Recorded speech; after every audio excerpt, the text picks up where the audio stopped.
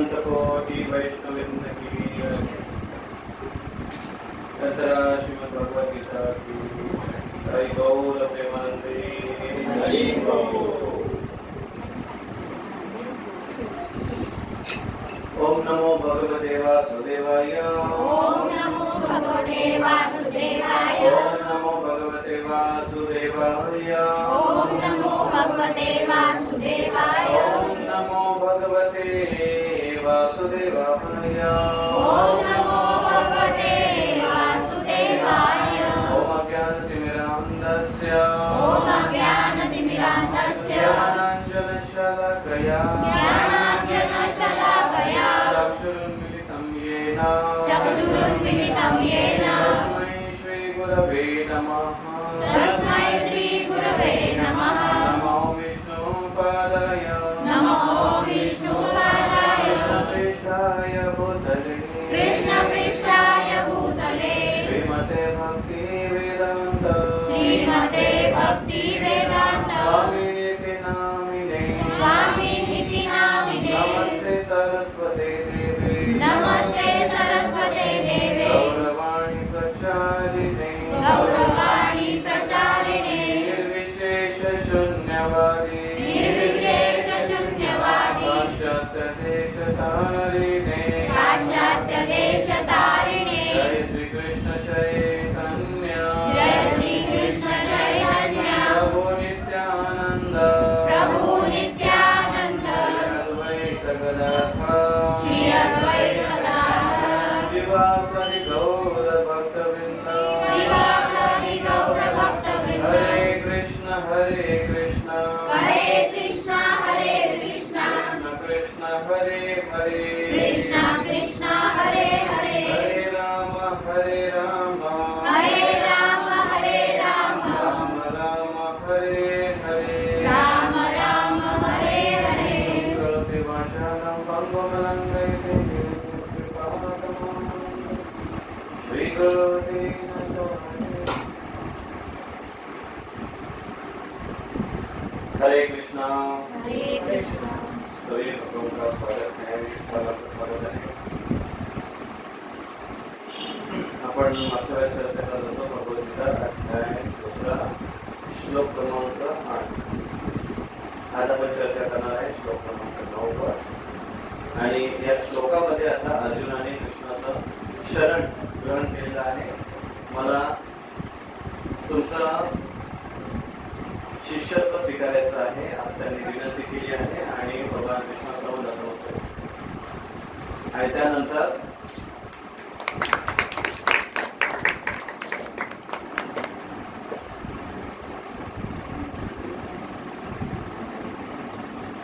नतमस्तक झाल्यानंतरचा 8 नंबरचा आपण श्लोक बघितला मागच्या वेळेस प्रथम श्लोक जातो आणि त्यानंतर आता अर्जुनाने कृष्णाची शरण ग्रहण केलेली आहे आणि आता काय होत आहे हे आता इथे सांगण्यात आलेलं आहे। तर याच्यामध्ये आपल्याला एक विजन जे आहे विजन दृष्टी तर एक असतो 2D आणि दुसरा असतो 3D। 3D माहिती 3D बघताय तुम्ही 3D म्हणजे त्याच्यात तुम्हाला बाहेर तर आतापर्यंत 2D चालू होता संभाषण एका समोर एक एका समोर। आतापर्यंत भगवद्गीता कोण कोणाला सांगत होता कोण सांगेल?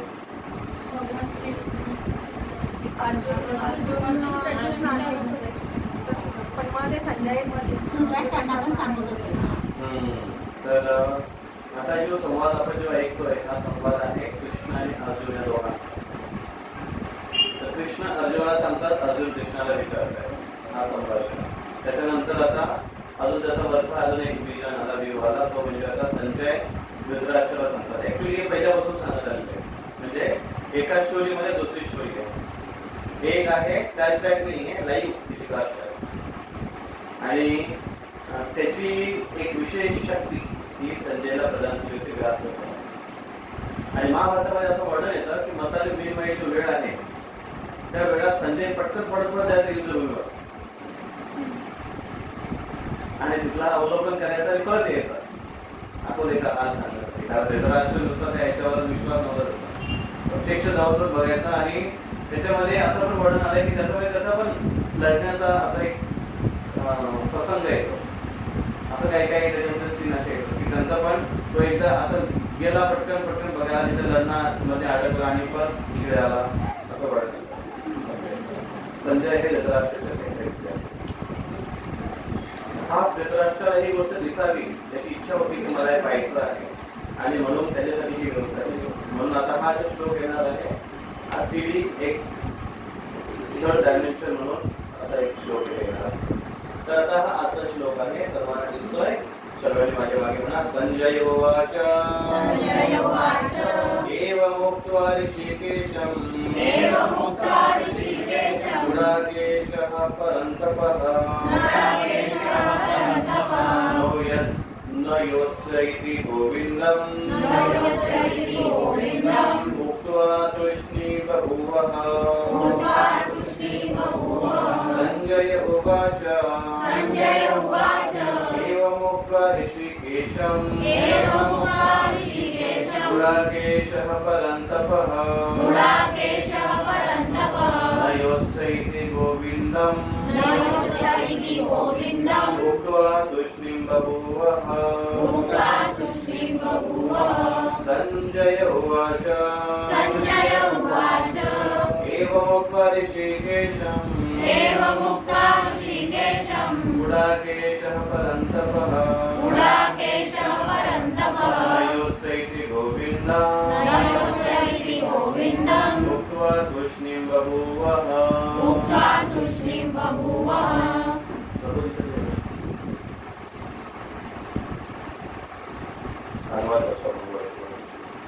एवं उक्त्वा अशा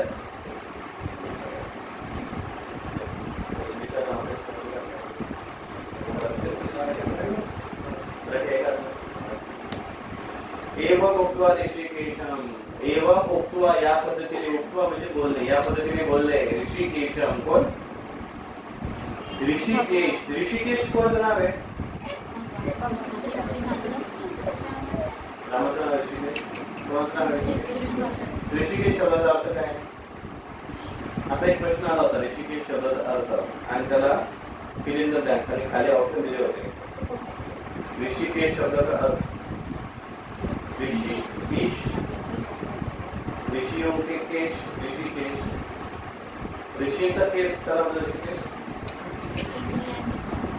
ऋषिक, ईश. ऋषिक म्हणजे इंद्रिय. ऋषिक, ईश. ईश म्हणजे नियंत्रक. ईश म्हणजे नियंत्रण. ईश्वर म्हणजे नियंत्रक, ते नियंत्रित करणारे ईश म्हणतात, ईश्वर म्हणतात.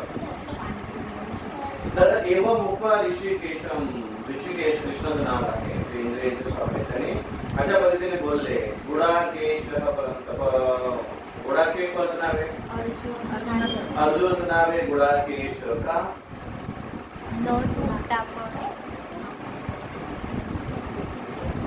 गुडाकेशचा अर्थ काय आहे? गुडाक ईश. गुडाक ईश जसं ऋषिक ईश, तसं गुडाक ईश. ज्याने आपली निद्रा नियंत्रित केली आहे त्याला म्हणतात गुडाकेशः. गुडाकेश, गुडाकेश, गुडाक ईश. अर्जुनाची नींद त्याच्या कंट्रोलमध्ये होती. आता आपली नींद त्याची नींद त्याच्या कंट्रोलमध्ये होती. कशावरून वर्णन आहे? कारण अर्जुन रात्री उठून पण प्रॅक्टिस करायची. तसं प्रसंग असायचं महाभारतामध्ये की भीमसेन अंधारामध्ये खीर खात होता, आणि अर्जुनाने बघितली की अरे अंधारामध्ये कोण खातं का? भैया अंधारात कसं खाता तुम्ही? तुला त्याला काय, हात आपलं काम करतो, तोंड आपलं काम करतं. तुला तोंडात कसं जातं, त्याला काय बघायला जातं? हाताला काय तुला हातों को भी आंखें होती है असं. मग अर्जुन म्हणतो की भीम जर अंधारात खाऊ शकतो, तुम्ही अंधारात बाण का चालू शकत नाही? अशी शिक्षा असली पाहिजे की नाही? आपण पण शिक्षा घेतो की हा जर अंधारात खाऊ शकतो, तुम्ही अंधारात का झोपू शकत नाही?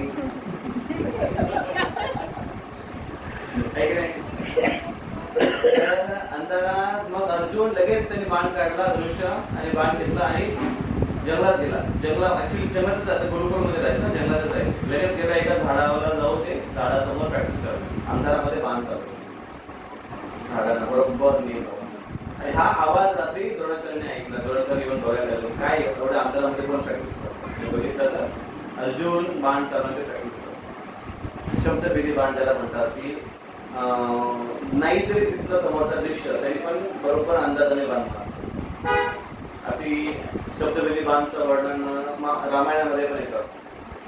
त्याच्यामुळे चूक पण झाली होती ना श्रावण बाण. तर मग ते आहे गुडाकेश, त्यांची इंद्रिय झोपेवर नियंत्रण आहे. एवं मुक्ता ऋषिकेश गुडाकेश परंतप. परंतप शब्दाचा अर्थ काय? परंतप, जो शत्रूला ताप देऊन सोडतो किंवा शत्रूला परेशान करून सोडतो, त्याला म्हणतात परंतप. शत्रू तपात आहे परंतप. शत्रूंना सर्व पळ करून सोडणारा योद्धा त्याला म्हणतात परंतप. अर्जुनचं नाव आहे परंतप. अर्जुनच्या समोर शत्रू टिकत नव्हतं, पडायचे. न योत्स्य इति गोविंदम उक्त्वा तृष्णी बभूवः. न योत्स्य इति गोविंदम. आता बघा अनुवाद वाचतोय.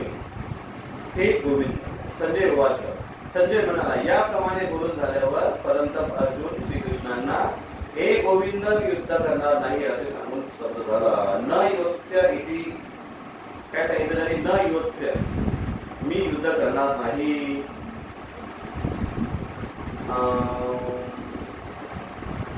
योत्स्य हा शब्द पहिल्या अध्यायामध्ये दुसऱ्या श्लोकामध्ये आलाय. पहिल्या श्लोकामध्ये आला का? पहिल्या श्लोकामध्ये आला. योत्स्याच्या सारख्या श्लोकात आला. युयुत्सव. योत्स्याचा युयुत्सवाचा योत्स्य. युयुत्सव काय? युयुत्सव म्हणजे युद्धाची इच्छा करणारे. काय? युयुत्सव मावगा पांडवाच्या किम कुरुत संजय धृतराष्ट्र आहे ना. धृतराष्ट्र म्हणतात युद्धाची इच्छा करणारे माझ्या आणि पांडवाच्या पुत्रांनी काय केले होते ते विचारते. युयुत्सव हा योत्स्यमानम् अवेक्ष्यः. पहिला योत्स्यमान, त्याच्यामध्ये पण युद्धाची इच्छा. योत्स्यमानम् अवेक्ष्यः. पुढे विक्रोधाचा पितामह, जे युद्धासाठी जमलेले माझे विरोधात त्यांना मला बघायची इच्छा. न योत्स्य इति गोविंदम उक्त्वा तृष्णीं बभूवः. तिथे पण योत्स्य युयुत्सव योत्स्य हा हे शब्द 3 वेळा आले आतापर्यंत. तर इथे मी सांगितलं योत्स्य न योत्स्य, मी युद्ध करणार नाही. इति या पद्धतीने गोविंद असं म्हणून गोविंद उक्त्वा तृष्णीं. कोण म्हटलं असं? उक्त्वा बोलला. कोण बोलला? तृष्णीं. स्तब्ध होऊन बभूवः झाला. अशा पद्धतीने अर्जुन. आता अर्जुनाने म्हटले इथे आणि अर्जुन इथे थांबला. आता बघा इथे आपण जी चर्चा करणार आहोत की 3 डायमेन्शन. एक तर संजयने धृतराष्ट्राला सांगितलं, अर्जुन कृष्णांना बोलतोय आणि इथे आपण एक दुसऱ्याचा विचार साईड होतोय. सेम संदेश, सेम लाईफ टेलिकास्ट.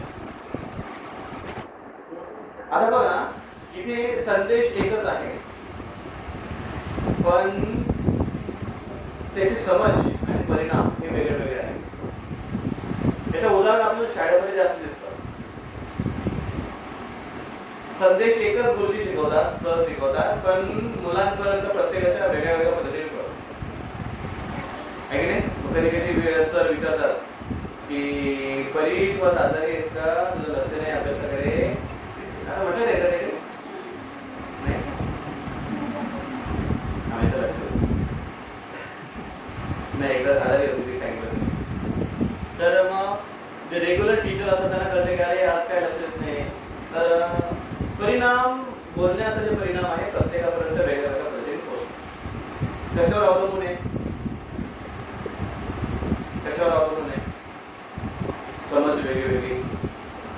कशावर?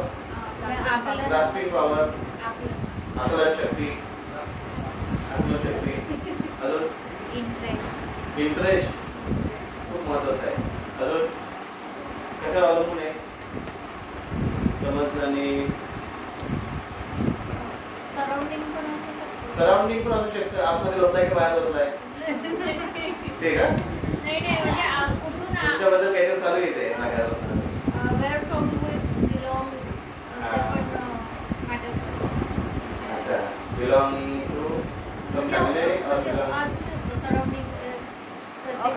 वेगवेगळ्या परवरिश. म्हणजे ओके ओके पूर्वसंस्कार हां. पूर्वसंस्कार पण महत्वाचे आहे समज बरोबर आहे नाही तर वेगवेगळी अंडरस्टँडिंग येऊ शकते ना डेडिकेशन समर्पण डेडिकेशन समर्पण अजून इंग्लिश शिकते ना विजन विजन काय त्याला काय नवीन भेटलंय बा. ओके त्याच्यावर अवलंबून आहे समाज बाहेर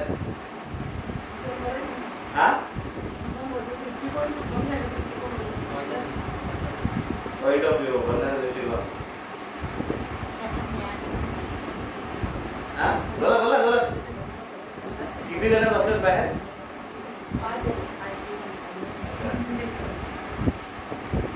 तर संदेश एक पण समज आणि परिणाम वेगळा जसं इथे बघा काय दिलंय एक उदाहरण दिले भागवत सप्ताहात.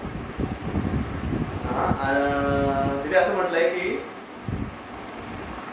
एकदा एक भागवत कथाकार भगवद्गीतेचा एक प्रवचन होता भगवद्गीतेवर आणि गीता महात्म्य चर्चा चालू होती आणि त्या गीता महात्म्यामध्ये तुम्ही जर गीता सुरुवात करायची वाचायला तर तिथे सुरुवातीला अध्याय सुरू व्हायच्या जस्ट अगोदर श्रीपाद शंकराचार्यांनी संस्कृत श्लोकाने गीता महात्म्य दिले.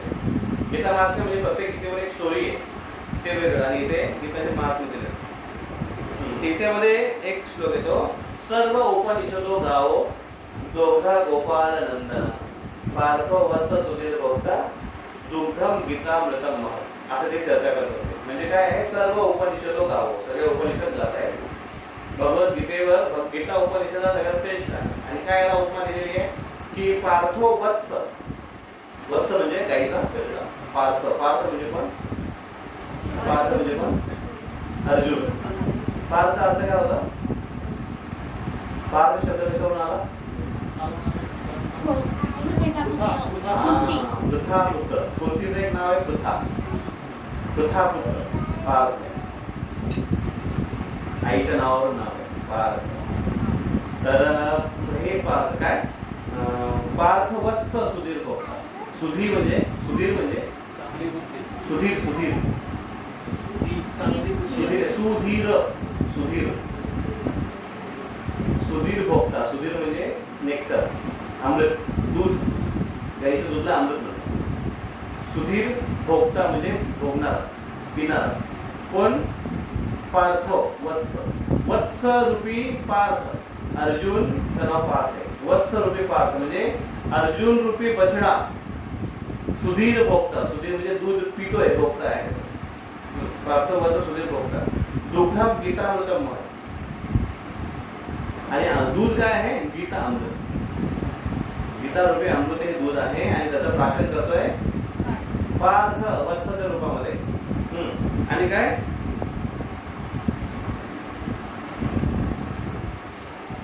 दोग्धा गोपाल नंदन दोग्धा दोग्धा म्हणजे दूधला काढणारा दोग्धा दोग्धा कोण आहे दूध काढणार कोण आहे गोपाल नंदना कृष्ण आहे गोपाल गोपाल नंदन नंदन म्हणजे पुत्र आणि गोपाल कोण आहे मग नंद बाबा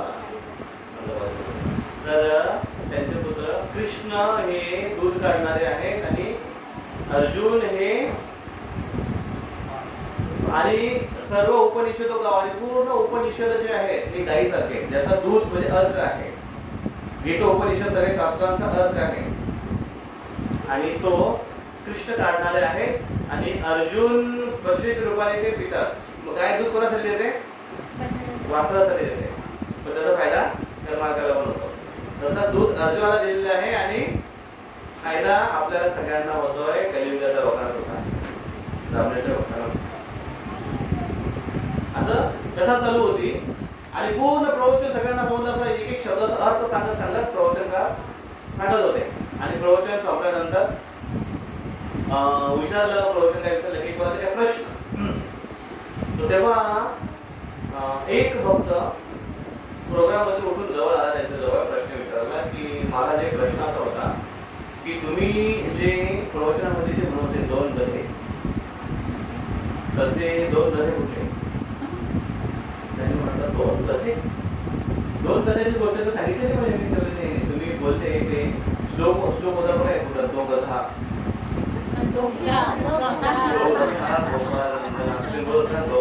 तर ते दोन गधाबद्दल काय ते म्हणत होते ते काय समजलं नाही मला बरोबर ते म्हणजे हा 2 गधे होते बरोबर 2 गधे होते कोण कोण तू आणि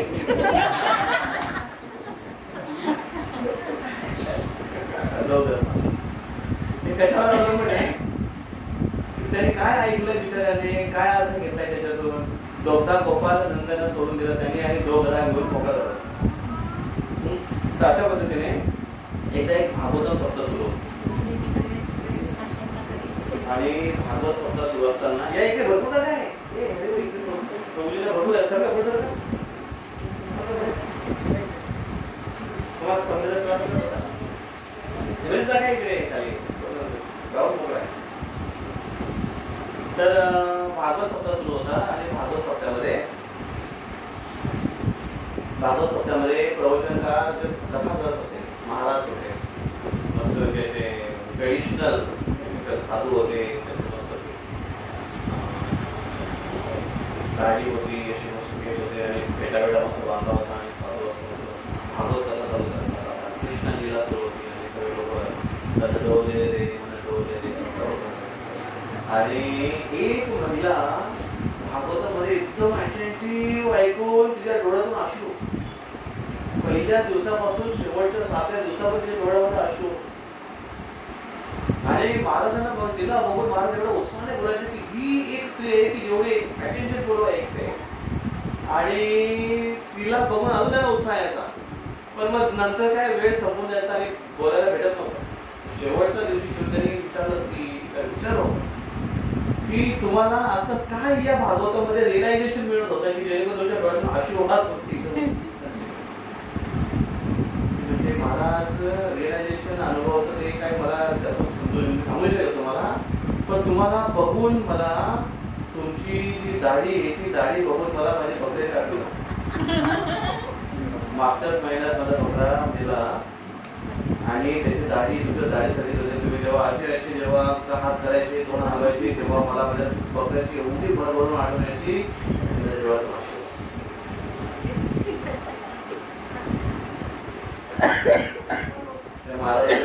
जीव द्यायचा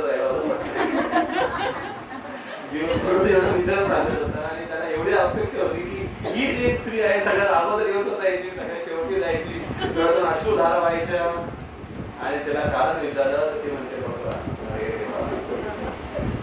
त्याला म्हणतात सिलेक्टिव्ह हिअरिंग काय म्हणतात सिलेक्टिव्ह हिअरिंग म्हणजे तुम्ही काही बोला मला त्याची काही गरज नाही मी तेच ऐकेन जे मला ऐकायचंय त्याला म्हणतात सिलेक्टिव्ह हिअरिंग कधी कधी काही स्पीकर असतात ना त्याला म्हणतात सिलेक्टिव्ह स्पीकिंग किंवा सिलेक्टिव्ह स्पीच ते पण असतं जसं एक भक्त आले होते मंदिरामध्ये मग अकाउंटचं आम्ही काम करत होतो आणि त्यात सांगितलं की कलका भागवतो आप देते ना तो दारी नहीं मेरा अकाउंट है तो अभी खत्म हो रहा है संध्याकाळी संपायला तो कलका भागवतम संडे होता कलका भागवतम दे देना तो बोला ठीक है दे दूंगा बोला करता श्लोक है ना कोई भी बोल देंगे आपण जो बोललाय श्लोक अजून कुठला आहे मला ते बोलायचं ते मी बोलायचं त्याच्यावर बोलणार मी चरित्र आणलो त्यांनी त्याच्यावर अभ्यास केला असेल किंवा जे पण हे लक्षात असेल तर ते मला बघून जरा हसू वाटतं म्हणजे ठीक आहे मला आधी बोलायचं पण आहे सगळी कथा असते तर सिलेक्टिव्ह हिअरिंग म्हणजे कसं की एखादा मेसेज जेव्हा येतो एखादा संदेश जेव्हा येतो एखादी गोष्टी जेव्हा चर्चा होते त्या चर्चेतून जो मर्म अर्थ आहे तो तसाच्या तसा आपण जर आपल्या हृदयामध्ये उतरवला किंवा त्याला समजण्याचा प्रयत्न केला तर आपण शास्त्राचा आणि त्या चाललेल्या जे कनेक्शन आहे त्याचा अर्थ आपण समजू शकतो पण काय होतं बऱ्याच वेळा की आपल्यामध्ये ना कानाच्या नंतर कान जे आहे ना कळलेले त्याच्यानंतर बरेच फिल्टर लागले आणि ती वाणी जी आहे ती फिल्टर मधून जाऊन फिल्टर होत हृदयापर्यंत होत तर ती तुम्हाला सगळ्यांची स्टोरी माहिती असेल गांधीजींची कुठली मूर्ती सगळ्यात श्रेष्ठ एक मूर्ती सगळ्या 3 मूर्त्या होत्या हुबेहूब दिसणाऱ्या त्याला कसं काय चेक करायचं सगळ्यात बेस्ट मूर्ती कुठली मग त्यांना एक परीक्षा घेतली एक काडी आणली, काडी अशी गावची काळ झाली आणि ती त्या मूर्तीच्या कानातून घातली आणि ती कानातून गवती तोंडातून निघाली. ही मूर्ती. त्याच्यानंतर दुसरी मूर्ती बघितली, तिच्या कानातून ती काडी घातली आणि ती दुसऱ्या कानातून निघाली. तिसरी मूर्तीच्या ती कानात काडी घातली, ती कानातून पुढून ते निघाली, डायरेक्ट पडली. ते म्हणतात ही मूर्ती सगळ्यात श्रेष्ठ आहे. कारण ते कानातून, म्हणजे एक उदाहरण दिलं फक्त, कानातून ऐकून ते खाली हृदयापर्यंत गेलं पाहिजे. आता पोटात तर येतात नाही, हृदयामध्ये जातं, हृदयापर्यंत गेलं पाहिजे. आणि जसा रिअलायझेशन किंवा जसं साक्षात्कार किंवा जसं व्यवहारामध्ये प्रॅक्टिस केली करण्याचा प्रयत्न केला गेला पाहिजे. ते सगळ्यात बेस्ट उत्तम क्वालिटीचं हिअरिंग आहे. आणि दुसरं जे असतं ते एका कानातून दुसऱ्या कानातून निघलं पाहिजे, त्याला म्हणतात इस कान से उस कान, इस कान से इस कान. इस कान में आया है तो इस कान से इस कान, मतलब हम कहाँ जाते हैं इस कान जा रहे हैं, इस कान से सुनेंगे इस कान से छोड़ेंगे, इसलिए हम इस कान जा रहे हैं. नहीं, नदी फुंकले सोनारे भुसावळतून जामनेरला गेले वारे, जामनेरातून भुसावळला गेले वारे. तर इस कान से उस कान नाही. मग तिसरी जी अजून एक मूर्ती होती 2 नंबरची, ती इकडनं काही घाते तोंडातून निघाली. म्हणजे बोलण्यात पत राहो, कामाला आग राहो, नाही तुम्हाला म्हण जुनी म्हणे, किंवा पोपट पंची याला म्हणतो की तो बोलण्यामध्ये उस्ताद, जे ऐकेल जे वाचेल ते असं प्रेझेंट करत, जबरदस्त प्रेझेंटेशन.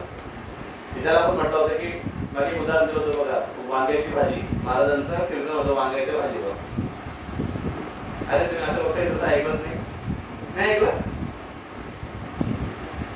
महाराज प्रवचन देत होते आणि प्रवचनामध्ये महाराजांनी उदाहरण दिलं वांग्याच्या भाजीवर आणि ते म्हटले की वांगा 1 नंबरचा वांगा बैगुण आहे. बैगुण म्हणजे 1 नंबरचा बेगुण आहे. वाचून त्याची स्किन एकदम डफाची स्किन आपल्या स्किनला प्रॉब्लेम करते, त्याच्याने कितीतरी चर्मरोग होतात.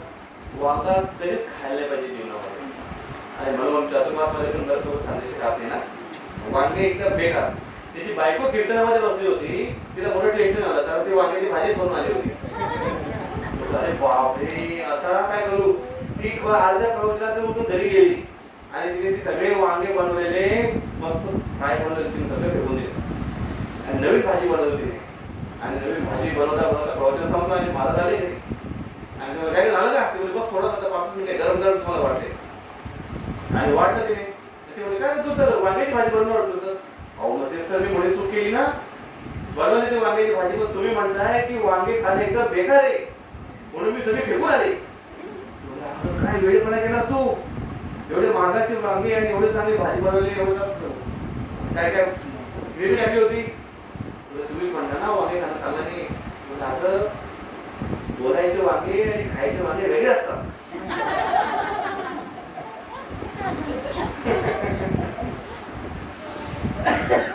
म्हणजे सिलेक्टिव्ह हिअरिंग त्याला म्हणतात की अच्छा म्हणजे तुम्ही काही सांगा, तुम्हाला जे सांगायचं तुम्ही सांगा, आम्ही करू तेच जे आम्हाला करायचं आहे. याला म्हणतात यस यस हम नहीं सुधरेंगे.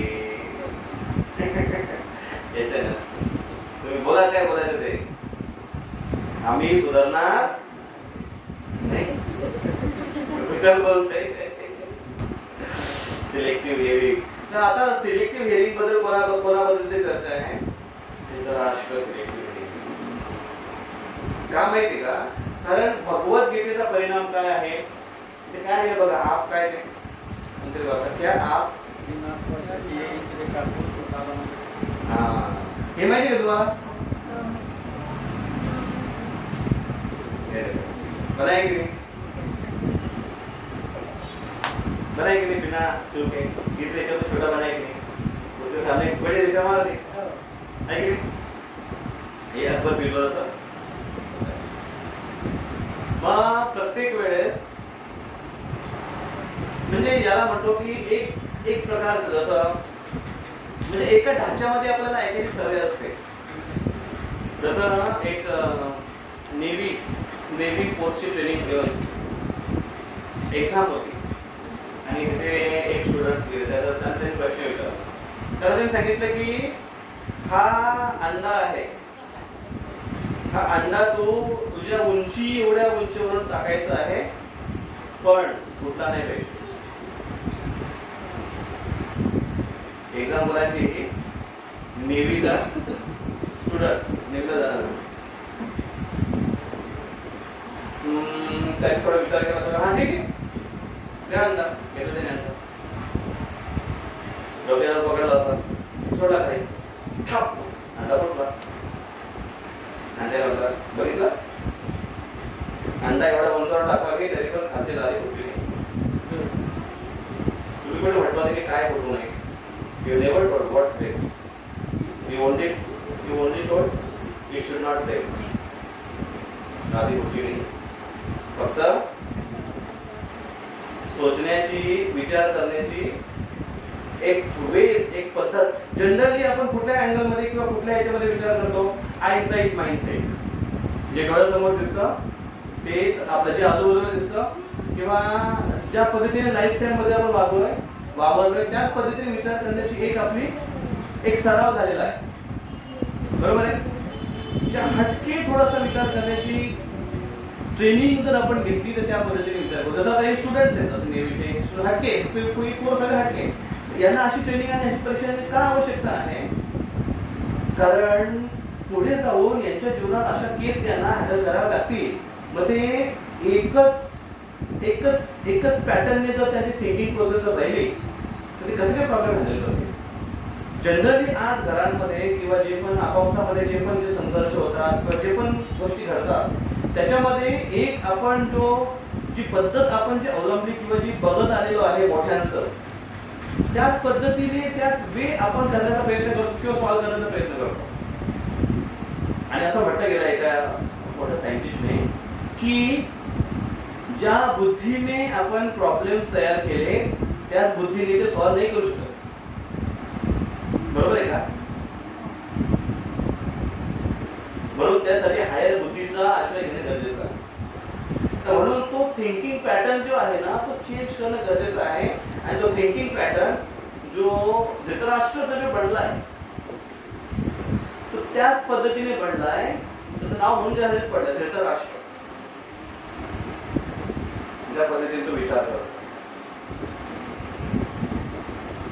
त्याच पद्धतीने विचार करायला न लागता. आता अर्जुन पण जो विचार करत होता, आता अर्जुन एक तर बघा याच्यामध्ये बरेच प्रकार येतात अर्जुनाचे येते की अर्जुन क्षत्रिय कुळातून जन्माला आणि त्याच्यावर ते प्रसंग घडले जे त्याच्या वादावादी होते किंवा जे द्वेष होता किंवा जो एक दुसऱ्याच्या प्रती केलेला अन्याय होता त्याचा बदला घ्यायचा आहे.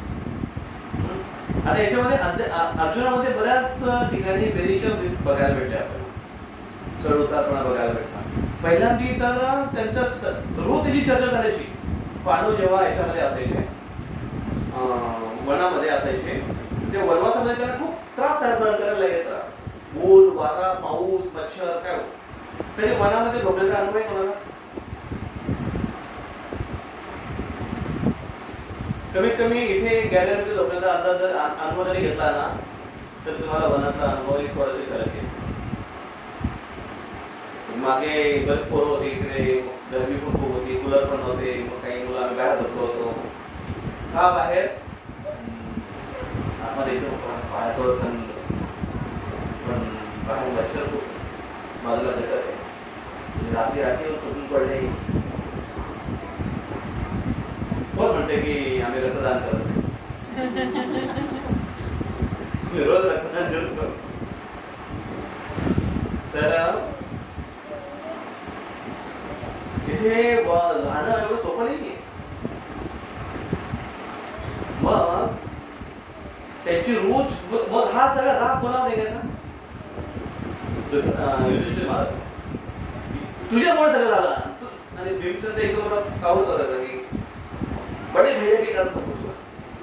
यांनी युद्ध याची बुद्धी मारी गेली होती आणि आज ते गेला होता. विद्युत खेळायला लागली.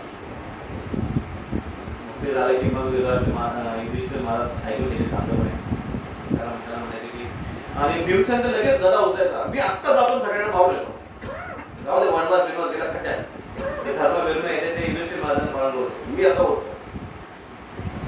मग असं संताप संताप झाला किंवा युधिष्ठिर महाराज सगळ्यांना शांत करतो. तुला काय वाटतं, तू आता गदा घेऊन येतो देवाचा महाराज. तिथे पितामह भीष्म आहे, ते काय शांत बसते, द्रोणाचार्य शांत बसते, कृपाचार्य शांत बसते. तो म्हणजे ते तर आमचे पितामह आहेत, मला पितामह तुझ्या नात्यात आहे. तर जसा तो गदा उचलून असेल ना तर सगळे शस्त्र घेऊन बाहेर येतील. कोणासमोर लढशील तुझा राग फक्त दुर्योधनावर आहे, पण दुर्योधनापर्यंत पोहोचू पण नाही शकत. तेव्हा भीमसेन एकदम छान गोष्ट असते, काय करू काही नाही. जर तुम्हाला एवढीच जर द्वेष असेल तर तुम्ही आता तयारी करा, सराव करा, कसरत करा, शस्त्र अस्त्र गोळा करा. त्यासाठी मग अर्जुनाला खास कारकी पाठवला गेला. तो त्या टूरवर गेला अर्जुन शस्त्र मिळवण्यासाठी. इंद्राकडे गेला स्वर्गाला, इंद्राकडून अस्त्र घेतले, शिवजींची तपस्या केली, शिवजींकडून पाशुपात अस्त्र घेतले. शस्त्र मिळवण्यासाठी अर्जुनने मोठी हे सगळं केलं. बघा आता जीवनात वेगळीच झालं. एवढं झाल्यानंतर आता तयार आहे, समोर दिसतायत ते आणि आत्ता येणार बघतो मी. आणि समोर आल्यानंतर माझे सासरे त्यासोबत एवढं सगळे वरती.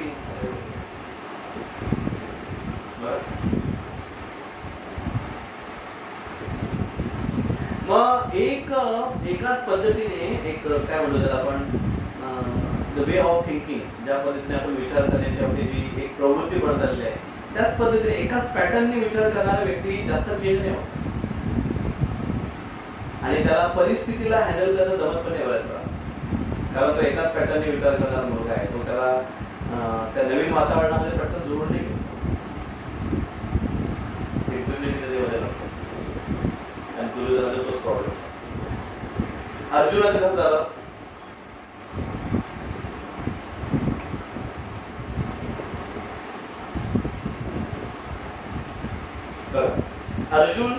अर्जुनाचं काय झालं, भ्रम आणि विलाप. कृष्ण यांची करुणा आहे. आता कृष्ण करुणावर बोलायचं होतं. संजय यांचं काय आहे, पिचिंग मूड आहे. आणि धृतराष्ट्र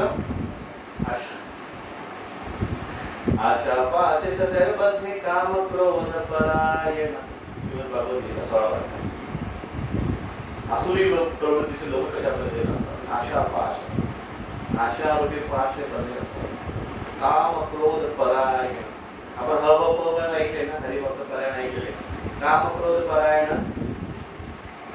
पण लोक आहे, ड्युटी परायण पण लोक आहेत, जॉब परायण पण लोक आहेत, ऐकले. अजून काय काय परायण लोक आहेत, अजून काय परायण लोक आहेत, पती परायण म्हणतात ना, पती परायण योगी शब्द पती परायण. पती परायण म्हणजे काय, पतीच्या नावाचं पारायण करते ती, पतीच्या नावाचं पारायण करते, पतीच्या गुणांचं पारायण करते. पती परायण म्हणजे पतिव्रता.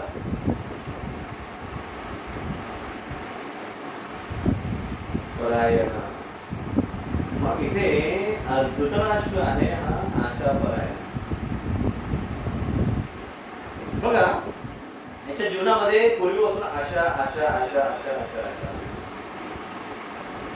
आणि प्रत्येक वेळेस त्याची निराशा निराशा निराशा निराशा. जसा सगळ्यात मोठा धृतराष्ट्र, 2 नंबरचा पंडू, 3 नंबरचा विदू.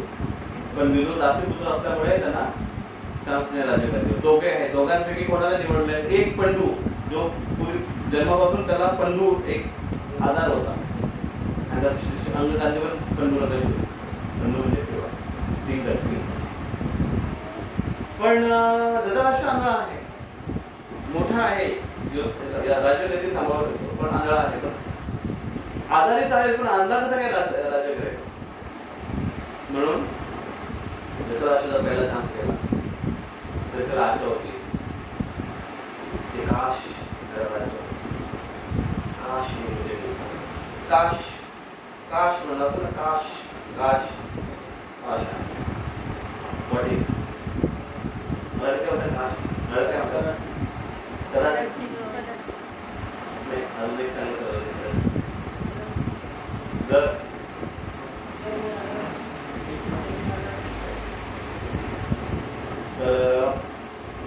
अर्जुन धृतराष्ट्र मग त्याच्यानंतर मग काय आला पंडूराजा एक दिवशी एक मोठ्या युद्धाला गेले होते आणि त्याने धृतराष्ट्र सांगितलं की मी येईपर्यंत तुम्ही राज्य सांगा. मग धृतराष्ट्र एकदम मस्त वाटत महाराज आणि मग ते म्हणताना काय म्हणायचे मग ते पंडूराजा मोठं शौर्य एक युद्ध ह्याच्यावर गेले होते टूरवर गेले होते तर जिंकून ते आले बरेच महिने गेले होते. तर जेव्हा ते रिटर्न यायला लागले त्याची खबर मिळाली तेव्हा थोडंसं आपलं कम्फर्ट वाटत गांधारीने त्यांना चांगलं बजावलं की तुम्ही हळूहळू या राजगद्दीवर आसक्त होताय की तुमची नाहीये तुम्ही फक्त ते सांभाळताय behalf on the behalf of तुम्ही आसक्त होताय. दुसरा म्हणतो मला बरं वाटतंय ते मी काय करू मला बरं वाटतंय माझाच अधिकार होता पण मी बसू शकलो नाही तर मी काय करू.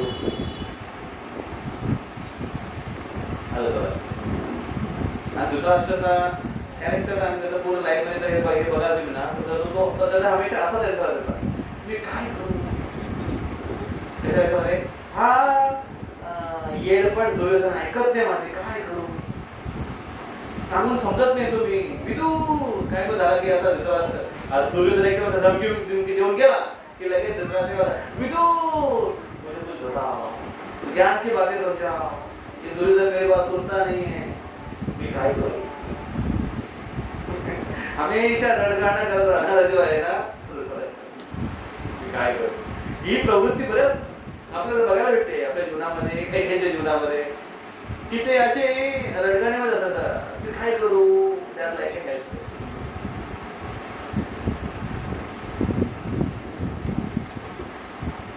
तिथे आशा होती.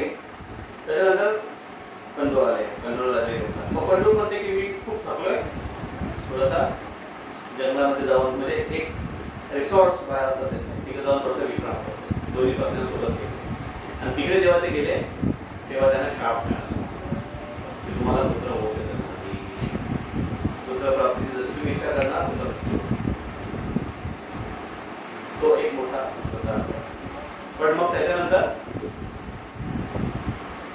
ते म्हणते की असं पण मला मुलगा होणार नाही तर मी राज्यावर जाऊन फायदा काय त्याच्यापेक्षा मी आता वानप्रस्थ घेतो जंगलात जातो आणि भगवंताच्या आराधना तिथे जेव्हा तो वानप्रस्थला गेला असताना मग दोन्ही पत्नी पण त्याच्यासोबत जातात. तर त्यावेळेस एक त्याची पत्नी माधवी त्याच्या अगोदर तेव्हा गेल्यानंतर जंगलात गेल्यानंतर कुंती महाराणी ती जे रहस्य आहे ते पंधराला सांगते पुत्र प्राप्त करणे देवतांकडून आणि मग त्याला पुत्र होता ते जंगलामध्ये होता. मग आता धृतराष्ट्राला काय वाटलं आता पंडू गेला आता कोण राजा आणि माझ्यानंतर त्याच्यामध्ये पण कॉम्पिटिशन होती. आता तिकडे माहिती पडलं की देवतांद्वारे कुंतीची गर्भधारणा झालेली आहे आणि इकडे गांधारीची सुद्धा गर्भधारणा झाली. आता त्याच्यामध्ये कॉम्पिटिशन आहे की कोण लवकर मुलाला जन्म दिला याचं कॉम्पिटिशन काय करू शकतात. तर ती इच्छा आहे मनामध्ये की कोणाचा लवकर बाळ येईल कोणाचा मुलगा लवकर जो होईल पहिला तो राजा मोठा. आणि भगवंताच्या कृपेने तिकडे कुंतीला पहिला पुत्र झाला मोठा आणि जेव्हा ही खबर जेव्हा ऐकली गांधारीने तेव्हा नाही तिने जोरात ओरडून आपल्या पोटावर जोराने ती मारायला चालू केला. काय कामाचं माझा गर्भ आता आणि तिने मारा चालू केला असं म्हणते मी मारलं तिने रागाने आणि नंतर पोट दुखायला मग ते गाणी बसली चेक करायला की काय झालं, आता काय करायचं. त्यावेळेस तिच्या त्या मारण्याने तिचा अपरिपक्व गर्भ होता, तो एक मासाच्या एक लोचव्यासारखा ते बाहेर.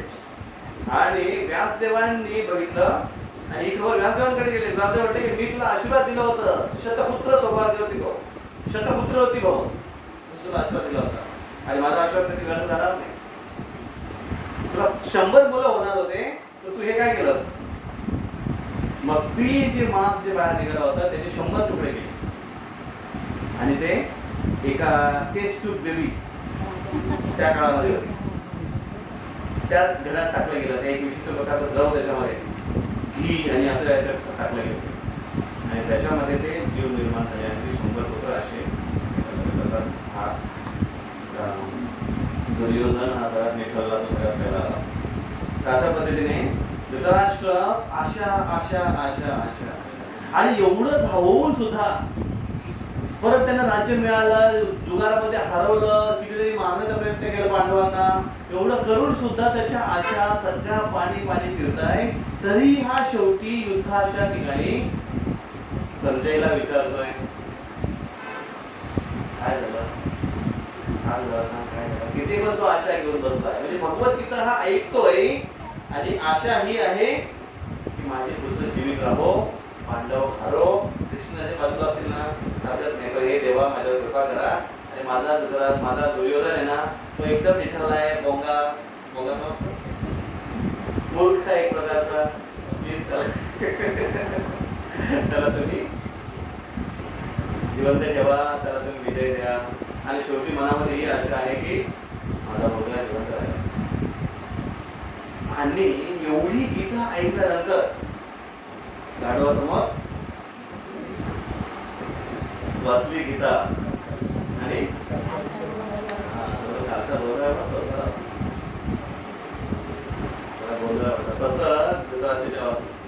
म्हणून जो आपण जो बघतो ती नदी करायची संजय हो अशा. तर तशी अवस्था नसावी.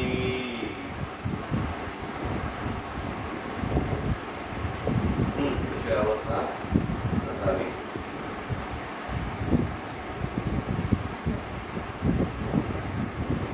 हे किती मस्त उदाहरण आहे, तुम्ही ऐकले की एक मुलगा तो कॉलेजला जायला लागला आणि पुष्पाला प्रोग्राम IYS प्रोग्रामला जायला लागला.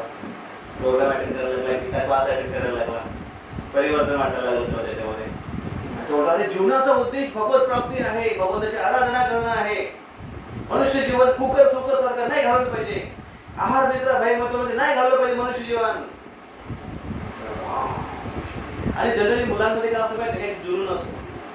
ते जेव्हा एक गोष्ट शिकतात ना त्यांना नवीन गोष्ट शिकायची असेल, जसं आता पोरे झाले काय करतात आम्हाला करता शिकायचं, लगेच पटकन पकडतात पण ते बदल शिकायचं आहे, जे असेल ते आम्हाला शिकायचं आहे. नवीन मला आत्मसात आणि आत्मसात केल्यानंतर त्यांची इच्छा काय असते सांगायचं दुसऱ्यांना. खास करून सगळ्यात अगोदर कोणाला सांगायचं असतं त्यांना घरच्यांना. बाहेर जे ऐकलं गेलं की ते घरी कोण पप्पा आज माहिती का आलं, आज इकडे असं झालं, गीते मला हे सांगितलं किती मस्त होते.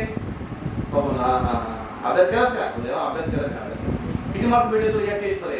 पप्पा 80% मार्क. अभ्यास करा, अभ्यास करायचा गीता बिता नाव करू. त्याला वाटत होतं चांगला भक्त बनला तो मुलगा. त्याला वाटत की माझे बाबा एवढे प्रपंचामध्ये आणि एवढे घर गृहस्थीमध्ये आणि प्रॉपर्टीमध्ये एवढे बिझनेसमध्ये एवढे व्यस्त आहेत ना, म्हणजे डोक्यात कधी प्रकाश पडावा यांना सुधारलं पाहिजे. घरी आला आणि घरी आल्यानंतर पप्पाला उपदेश द्यायला. मग पप्पाला उपदेश देऊन पप्पाचं काय ऐकणार नाही आपलं का. मुलांनी आई वडिलांनी त्याचा प्रचार करू नये. का करू नये तर आई वडिलांना काय वाटतंय थांब तुला काय पाहिजे इकडे पैसे इकडे इंग्लिश बोलायला वगैरे पोलिटिक्स म्हणायचं. त्यांना असं वाटतंय की ही अजून लहान पोरं येते आपले, त्यांना थोडी व्यवस्थित असं आहे का, बरोबर आहे का. पण मग त्यातले त्यात जर मुलगा जर शहाण्याच्या बाता शिकवायला लागला आई वडिलांना, वडिलांना खरं खास करू वडिलांना ते सहन होत नाही. अहंकार तुला असं वाटते मला शिकवतो, आमचा पोरगा मला शिकवतो. मग त्यांनी काय केलं, दुसरा प्रवचन करा मागवला मंदिरातून, जरा सत्संग ठेवला, प्रवचन दिलं, वैराग्यावर कथा केली आणि काय काय. आणि मग वैराग्यावर कथा केल्यानंतर त्याने सांगितलं की आपण धाबामध्ये गेलो पाहिजे. त्याला वाटतं की यांना धाबात फिरून आणतो. मग धाबामध्ये घेऊन गेले, ते वृंदावनला घेऊन गेले. वृंदावनची कथा ऐकली, वृंदावनची रस, वृंदावनची महिमा, कृष्ण राधे राधे, गोवर्धन परिक्रमा करवली. सगळं करून आल्यानंतर 8 दिवसात सुट्टी झाली. आता जरा जोर लावा पाहिजे बरं का दुकानावर. का दुकान बंद पडलं 8 दिवस, सगळं भरपाई आता काढायची. मग जास्त लवकर उघडा आणि लेट बंद करा. एकदम जोरात त्यांनी मन लावून केलं काम. बाप मुलगा म्हणतो की बापाला कसं याची असं ते तुम्ही करणार, पैसा पैसा पैसा तर सगळं चालू आहे व्यवस्थित, किती अजून पैसा हव्यास किती पाहिजे. एकदा ते गंगेत नाव म्हणतो, वाराणसीला घेऊन गंगेत स्नान केलं, भगवंताचं दर्शन केलं, गंगा किनारी फिरवलं, नावेत नौका विहार केला. मग त्याची मनात आयडिया आली तिथे मणिकर्णिका घाट आहे, माहिती ना त्यासाठी फेमस आहे सीता. असं म्हणतात की तिथे एखाद्याला जर जाळलं तर शिवजी येऊन त्याच्या कानामध्ये राम म्हणतात तिथे आणि त्याला सद्गती मिळते असं म्हणतात. त्याच्यामुळे खूप गर्दी असते. आणि म्हणजे आम्ही इथे गेलो होतो बरीच, आम्ही नावेतून बघत होतो, बापरे एवढी गर्दी पेटवण्यासाठी नंबर, माणसं पण एवढी वेगळी असतात, तिथे लाईनच लागली असते एवढे लोक पेटवण्यासाठी. तिथे घेऊन आला आणि तिथे त्याने जळणारी चिता बघितली आणि एवढ्या वेगळ्या लोकांना लाईन मध्ये बघितला तर बाबाच्या डोळ्यातून अश्रू आले. मुलगा म्हटला शेवटी इथे गुण आला, म्हणजे त्याला म्हटला सुंठीने कोगळा बरा झाला. माहिती तुला सुंठी वाचून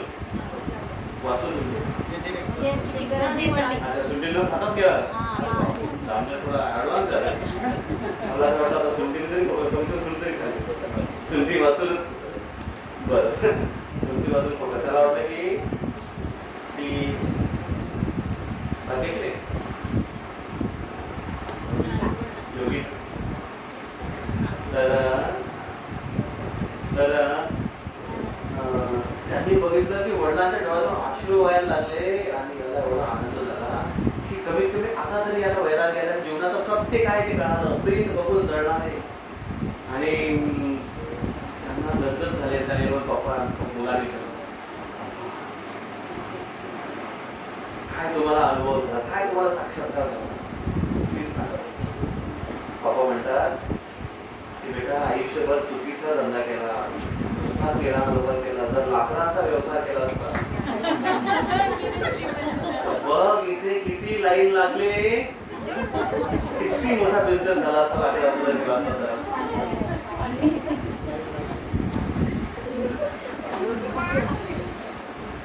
त्याला म्हणतात आशा पाशे शरीर बनते का बघतो खरा आहे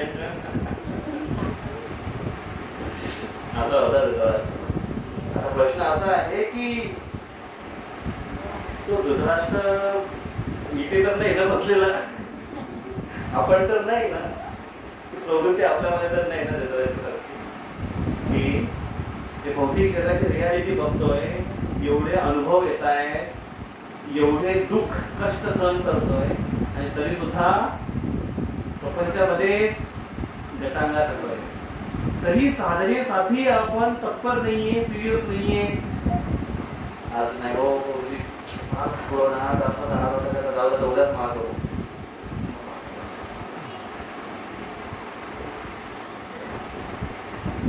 असं होतं ना बरं ना, साधना करण्यासाठी, जप करण्यासाठी, भगवंताचं नाव घेण्यासाठी, सत्संग करण्यासाठी आज खूपच थकवा होता. म्हणजे ऑनलाईनच ऐकून घेऊ, ते प्रोजेक्ट टाकतात नंतर एक करून युट्यूबला ऐकून घेऊ. मग युट्यूबवर पण ऐकलं होत नाही आणि इथे पण येणं होत नाही.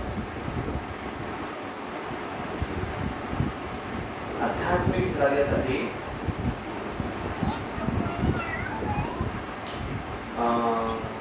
कलियुगाची जेव्हा सुरुवात होणार होती ना, कलियुगाची सुरुवात, तेव्हा 5 गोष्टी निदर्शनाला आल्या. त्याचं एकच सांगतो की युधिष्ठिर महाराज आतमध्ये ध्यान प्रार्थना करत होते. बाहेर भीमसेन होते, कोणी गेलं अपॉइंटमेंट घेण्यासाठी, आणि एक लोक येत होते युधिष्ठिर महाराजांना प्रश्न विचारला. त्यातला हा एक व्यक्ती. तर ते येतात आणि भीमसेन विचारतात, युधिष्ठिर महाराज आहेत का? ते बोलले हा मध्ये मंदिर काय आहे. पण मला एक प्रश्न होता. बोले मला विचार ना, मी नाही उत्तर देणार का? मला विचार मग की मी एक असं बघितलं, एक माणूस सुईच्या नाकातून, सुईच्या नाकातून असतं ना, सुईच्या नाकातून हाती इकडून तिकडे ओवत होता. आश्चर्याची गोष्ट अशी की हाती गेला तिथून आणि शेपू अटकली. तर हे कसं काय समजत नाही.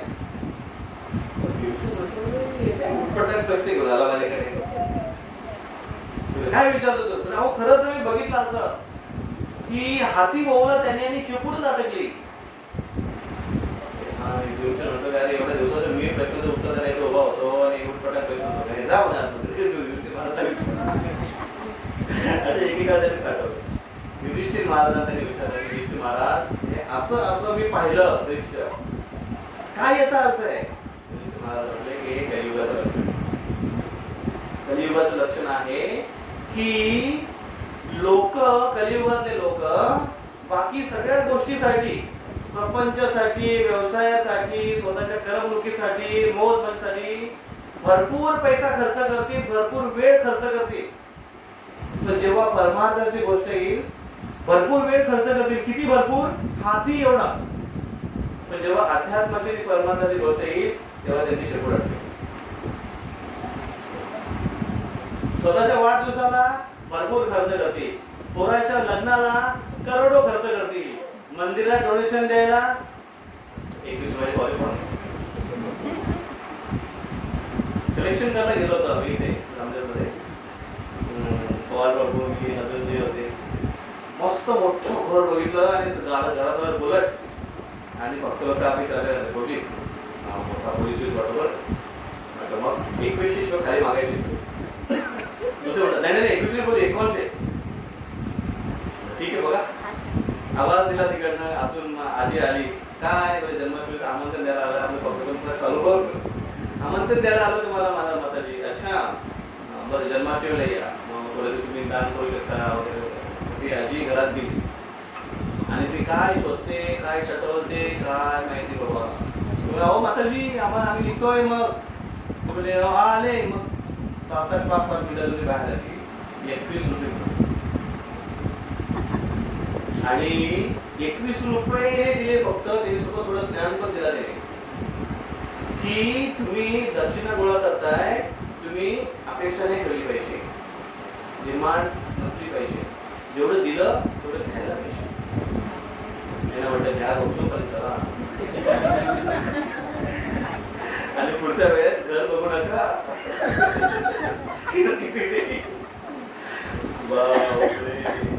बाकीच्या ठिकाणी भरपूर पैसा खर्च होतो, तिथे काय नाही. आपल्यासाठी जिभेसाठी एक जिभा किती खर्च करते. कपडे आता आमचं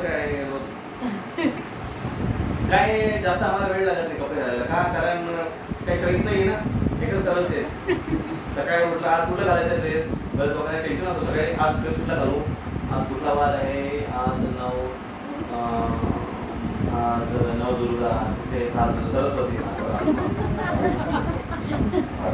ऑरेंज, आज ब्रह्मचारिणी. त्या दिवशी मंगळवारी प्रोग्राम होता मागचा मंगळवारी आणि मी जाऊन बसतो बघितलं सगळे लाल लाल दिवस ब्रह्मचारिणी दिवस. ब्रह्मचारिणी होता दिवस, दुसरा दिवस, सेकंड डे ब्रह्मचारिणी. आज कुठला आहे?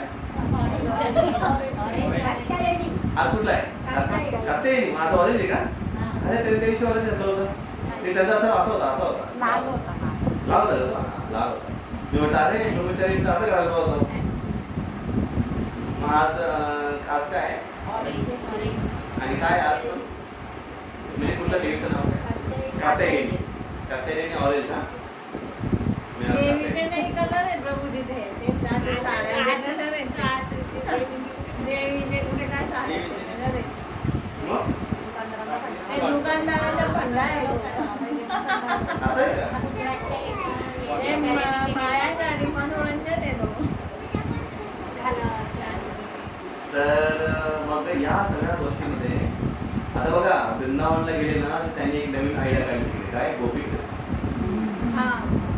गोपी ड्रेस आणि आपले पण भक्त लोक माताजी लोक आणि वृंदावनला गेले म्हणजे गोपी पेलुंगी गोपी ड्रेस पेलुंगी. अरे गोपी नाही तुम्हाला टोपी लावली त्यांनी. अशा गोपी ड्रेस कुठलाच नव्हता आणि नाही अशा गोपी त्याचे अशा ड्रेस घालून मिळत होत्या. साडी शिवाय फिरल्या नाही त्यांचा पाय सुद्धा दिसत नव्हता. साडी अशी त्याची होती पूर्ण अंग पूर्ण कवर असायचं. साडी पण घालायच्या त्या साडी घालताना कमरेचा पाठ सुद्धा दिसत होता पोटाचा पाठ सुद्धा दिसत होता. अशा पद्धतीची साडी घालता येते. ती पूर्ण कवर्ड असतं पदरापासून. आज पदर घालता येत नाही. पदर पण घेता येत नाही डोक्यावर. राहतच नाही पदर डोक्यावर. राहील कसा? दोन गोष्टी. एक डोक्यावर पदर राहत नाही नाकात वाशी बसते. असं आहे. त्याच्यामुळे सगळ्या ठिकाणी खूप काही होईल. फक्त जेव्हा परमार्थाची गोष्ट आहे अध्यात्माची गोष्ट तेव्हा शिकवत आणि अशी अवस्था धृतराष्ट्राची होती. संजय धृतराष्ट्र की आशा को तोड रहे हैं. त्याला आशा होती ना आणि संजय आता इथे काय म्हणतात आता बघा याच्यामध्ये काय आहे. अर्जुन हतबल झाला. अर्जुन निराश झाला. अर्जुनाने कृष्णाला सांगितलं की मी युद्ध करणार नाही आणि बसला. बरोबर आहे. बसला अर्जुन युद्ध करणार नाही मी आणि अजून बसला. पण तिथे ते शब्दांचा उपयोग केलाय संजयने. या पद्धतीने केलाय की धृतराष्ट्र तू हे समजू नको की अर्जुन बसला नाही झाला. अर्जुन गेला म्हणजे युद्ध नाही ना. अर्जुन नाही तर अर्जुन जर नसतं नाही त्यांच्या युद्धामध्ये तर त्यांच्या समोर युद्धाला म्हणजे भीष्मांसोबत समोर आणि कृपाचार्य कर्णासमोर टिकणार कोणीच नाही. अर्जुन सोडला. अर्जुन एकच ही मोठी आशा होती आणि सपोर्ट केली. पण इथे जे शब्दांचा उपयोग केला काय परंतप परंतप परंतप शत्रूंना पळून सोडणार आहे अर्जुन. आणि आता अर्जुनाने कृष्णाचा आश्रय ग्रहण केलेला आहे आणि कृष्णाचा आश्रय जो ग्रहण करतो त्याला कृष्ण शरणागती देतात. कृष्णाचे विशेष लक्ष आहे. शेवटची स्लाइड. अर्जुन की शरणागती के 3 परिणाम. अर्जुनाने शरणागती स्वीकारली कृष्णांची. काय परिणाम होईल. प्रबुद्धता. प्रबुद्धता म्हणजे प्रकृष्ट रूपेने बुद्धता. बुद्धिमान होईल तो. त्याला ज्ञान प्राप्त होईल अर्जुनाला. मिथ्या शोक से मुक्ती. खोटा शोक ज्याला आहे तो शोक करतोय ना एक करुणा बघून दुसऱ्याचं बाह्य कारण शोक मुक्ती आणि आपली सेवा में पुन्हा स्थित परत आपल्या स्थितीमध्ये येणार. आणि म्हणून शेवटी 18व्या अध्यायामध्ये श्लोक आहे तो कृष्ण अर्जुनला म्हणतात की अर्जुन मी तुला सगळं सांगितलं आता तू ठरव तुला काय करायचं. यथा इच्छसी तथा गुरु. कृष्ण अर्जुन म्हणतात कृष्णाला नष्ट मोह स्मृतिर्लब्ध्वा तत् प्रसादात् मयाची स्थितोस्मी गत संदेह करिष्ये वचनं तव. तुमच्या वचनानुसारच करणार मी भगवंत. सांगा मला काय सेवा आहे. हुकुम. आणि अजून तयार. मग आपली सेवा मी पुन्हा स्थित आणि काय शोक मिथ्या शोक नष्ट होणार आहे. प्रबुद्धता स्थितोस्मी स्थित झालेले माझ्या ज्ञानामध्ये. आता गत संदेह सगळ्या माझ्या डाऊट्स क्लिअर झाले. करिष्ये वचनं अर्जुन म्हटलं. आणि हे होणार आहे. हे भगवद्गीता ऐकण्याचा काय आहे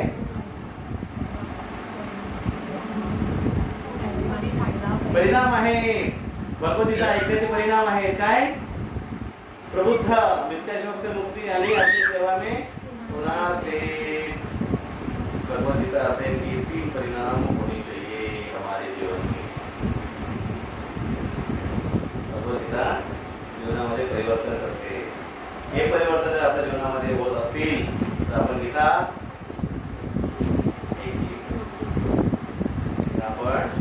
ऐकली, नाहीतर इस्कॉन इस्कॉन से कहाँ जा रहा है हम?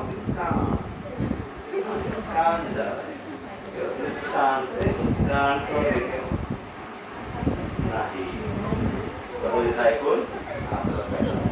बहुत बहुत धन्यवाद. हरे कृष्णा. तुम्हाला काय प्रश्न काय ना तुझं दुसरा योजना योगिता कृतिका एक मुलीचा भाग्यशी म्हणून मुलीचा फोन आला होता प्रोग्राम काय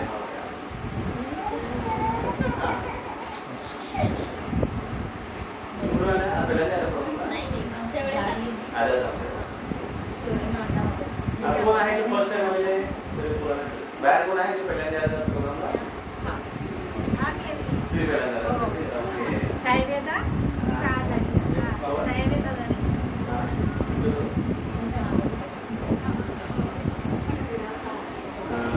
अजून बाहेर कोण आहे ज्यात पहिल्यांदा आहे?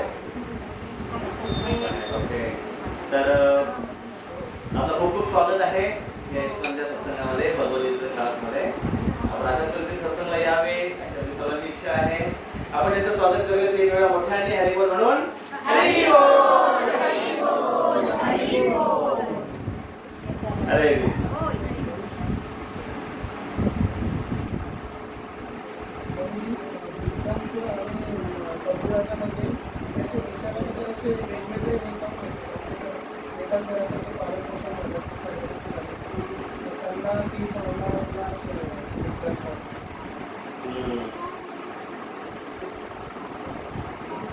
कधी कधी होतं असं आई वडिलांचे गुण बरेच वेळा येतात, कधी कधी काका काकूंचे पण येतात, मामाचे पण येतात. आम्ही ठिकाणी काही एक मुलगा आहे, तो टिकतो मामासारखा दिसतो एकदम, आणि विचार पण मामासारखे देत आणि तेवढाच तो थंड पण मामासारखा अनुवंशिक काही काही गोष्टी असतात आणि काही काही अपवाद असतात. मग आपल्या कर्मानुसार कधी कधी असे संतती पण कधी कधी झेलावे लागतात. जसं अंग महाराज होते, अंग महाराज ते खूप चांगले शिवजींचे कर्मभक्त होते. त्यांनी शिवजींची आराधना केली आणि एक छान पुत्र म्हणजे शिवजींचा आशीर्वाद त्यांना मिळाला, तो चांगला मुलगा होईल. आणि त्यांना मुलगा झाला त्याचं होतं वेण, राजा वेण, त्याची स्मृती भागवतात.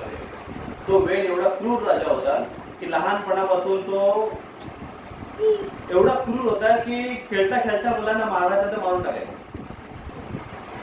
कधी कधी खेळता खेळताना बाहेरचा खेळायचा जातो ना तो जंगलामध्ये, तर मुलांना असा मजामध्ये उचलायला नदीमध्ये फेकून द्यायचा, असा क्रूर. आणि त्यांना जेव्हा तो मोठा झाला राजाच्या याच्यावर झाला तेव्हा मग तिथे साधू बघितलं की अरे याच्या बाजूने बरोबर नाही, दुसरा उपाय पण नाही आपल्याकडे. त्यामुळे हे जेव्हा बघितलं अंग राजाने की असा आहे त्याने याला खूप प्रयत्न केला समजायला, सुधारत नाही. मग अंग राजा याने संन्यास घेऊन ते तपस्या केली. मग आता यालाच राजा बनवावं लागेल, कारण राजा जर नसेल तर चोर उचपके त्रास देतील, म्हणून तसा विषय याला बनवला राजा. पण राजा बनवल्यानंतर तो जास्त उद्धार झाला. तो साधूंना सांगायला लागला की तुम्ही सगळे माझे सेवक आहात, मी तुमचा राजा आहे आणि मीच तुमचा देव आहे, माझी पूजा करा. आणि भगवद्गीतेत जसे श्लोक आहे, कृष्ण म्हणतात ना भगवद्गीतेमध्ये की माझी आराधना करा, पूजा करा. तो म्हणायला लागला साधूंना की मी तुमचा राजा आहे, मी तुमचा देव आहे, तुम्ही माझी आराधना करा, माझे पाय करा, माझा अभिषेक करा. साधूंनी म्हटलं की खूप जास्त झाला. मग साधूंनी एक हुंकार मंत्र उच्चारण केला, हुंकार, आणि त्या एका ओंकाराने त्याचा मंत्र उच्चारण त्याला मारून टाकलं. वेण अंग राजा कोणी आणि वेण कधी कधी असं होतं. हिरण्यकशिपू आणि त्याचा मुलगा कधी कधी असं होतं. मग याला त्याच्या मागे पण कारणं आहेत, पण मग काही कर्माचा खेळ आहे. कर्माचा खेळ आणि अनुभव या दोन गोष्टी आहे. बाकी डिटेल्स यमराज अजून प्रश्न काय प्रश्न